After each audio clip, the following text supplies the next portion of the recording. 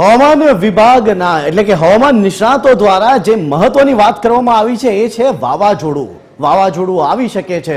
તો હવે એને આપણે સેટેલાઇટ ઇમેજીસના માધ્યમથી સમજવાનો પ્રયત્ન કરીશું। આપ જોઈ શકો છો આ જે છે એ 23 તારીખની ઇમેજ છે।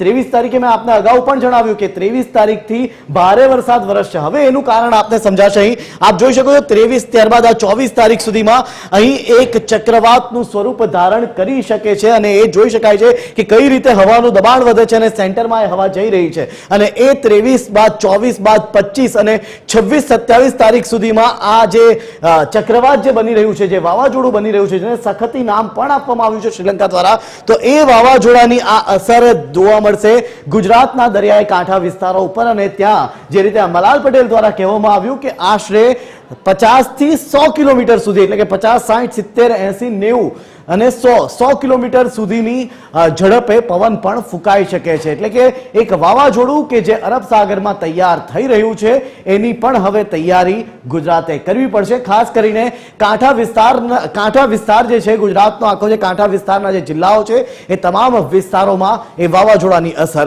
જોવા મળી શકે છે।